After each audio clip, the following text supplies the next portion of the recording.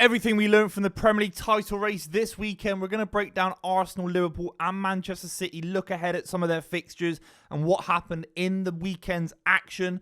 I've not talked about Arsenal on the channel, but their result went right under the radar for many, many reasons. Firstly, against the Nottingham Forest side that are still in and around the Champions League places. They've been in unbelievable form. Their defensive record, fantastic. And Arsenal absolutely blew them away. And my overview from the game is that Arsenal, I feel, are a side.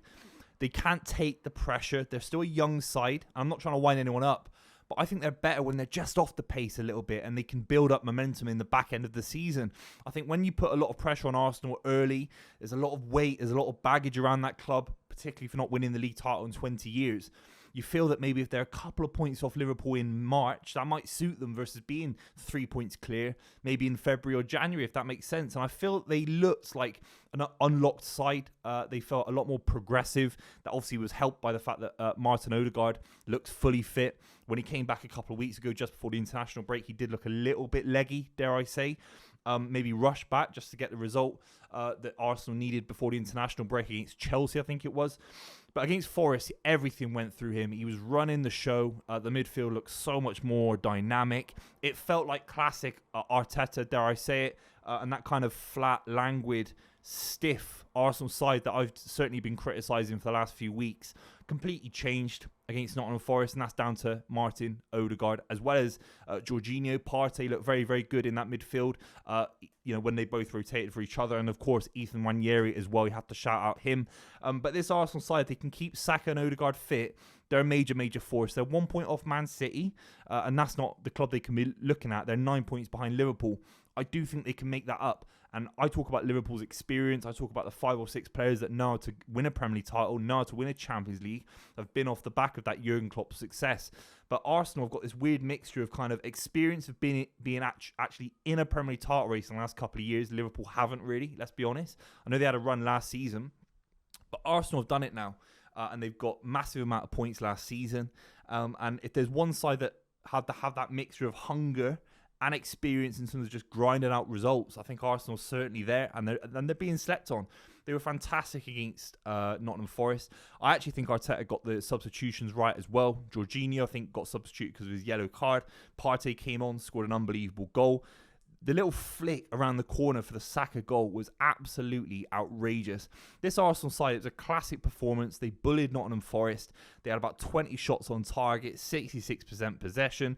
They obviously should be doing that against Nottingham Forest at home. Don't get me wrong. But there's a lot of pressure riding on Arsenal, looking at how Man City had a really tough game against Spurs, and the Arsenal game happened before Man City. So there's pressure on Arsenal to make sure they get their job done. As well as Liverpool coming up on the Sunday, and they did it. They were exemplary, and I do feel that a lack of pressure on Arsenal will give them a creative freedom in these fixtures coming up. West Ham United away. They're going to smash them lot. I just know they are, and they did it last season, of course. United at home, I don't see anything from 3-4-3 United against Ipswich, where they drew 1-1, to think that Arsenal don't get a win against those lot as well. And then Fulham and Everton, I think they're 4 wins in a row. I really do. I'm not going to comment on the Champions League performances. That's a different video for a different day. But I think with current form, with Odegaard coming back, the big thing for me is the rotation of Odegaard and Ethan Nwaneri. He only got 10 minutes against Nottingham Forest, scored a beautifully well-worked goal. It's a great little finish as well. He's becoming someone that I really think if you're 2-0 up now at home, and it's going to happen a lot because this Arsenal side is going to score a lot of goals, you can bring on Ethan Nwaneri a little bit earlier and just be really, really ruthless with the amount of minutes you give Odegaard. Get the most out of Odegaard for a concentrated period of time and then take him off and completely wrap him in cotton wool for at least the next couple of months because he's still coming back from a pretty hard injury. Ethan Nwaneri is more than good enough to be playing more than 5 to 10 minutes a game. He could be playing 20, 30 minutes. There could be games where he plays with Odegaard as well, in my opinion. And that would certainly create this kind of freedom in midfield.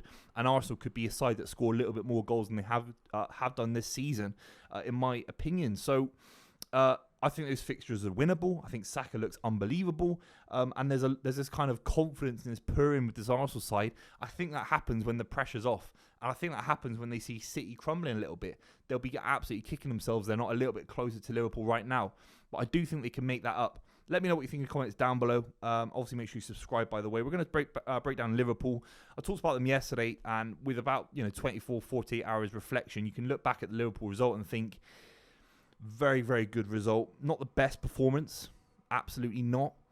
But you're looking at someone like Mohamed Salah, and it's crazy. There's contract talks coming out. I think he did a little kind of interview outside St. Mary's, I think it was, yesterday, talking about his future at Liverpool and how they haven't offered him a contract.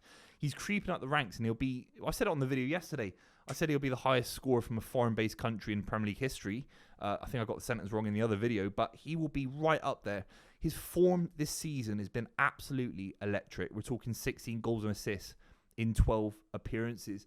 And I think Liverpool they have the points. That's the most important thing. They can really create a gap. They can move around the ring, if you want to put it that way, and kind of keep distance away from Arsenal, away from Manchester City. And I think they've got a great capability of doing that. The big one is the Liverpool fixture against Manchester City at home. If they win that, it puts them over 60% favourites to win the league. It really does. And then Arsenal take the space of where Man City probably would be in terms of being second favourites. After that, Newcastle United away, which is very, very difficult. But you feel that they've got a slightly better record against Newcastle away than maybe Arsenal do.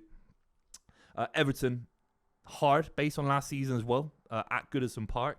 That will be the final Liverpool derby at Goodison Park, which will be sad as well. And then Fulham at home. So you do actually think Liverpool could win all 4 games as well, which is absolutely devastating if you're Pep Guardiola. This Liverpool side are absolutely purring. Again, the front three is so integral to what Liverpool are doing. They've got far more danger than Arsenal. I think Arsenal got a little bit more flair and creativity in midfield. But this Liverpool side's front three. Take away Salah. I've talked about Salah enough on this channel. Nunes can come in. Gakpo can come in. Diaz can come in. Not really seen enough of Jota this season. Dare I say it, Chiesa, will there be a big role for him in the business end of the season as well? This Liverpool side feel like they're going to steamroll sides with an attacking intent. I don't think Arsenal or Manchester City can match at the moment. I don't actually see in the next 4 games where they drop points. I really don't. I think maybe the Champions League, there's a bit of rotation. I'm not sure. The midfield is steely. Curtis Jones, Gravenberch, McAllister can come in as well. I think the international break, thank God that's ended, will be a massive, massive factor for Liverpool, because I feel like they've got quite a few players that go away, particularly to South America, and I feel like they've always been affected in the last couple of years, a little bit more than Man City, a little bit more than maybe Arsenal as well, when international breaks occur. And ultimately, now we've got no international breaks till March. It's an unbelievable thing to say that.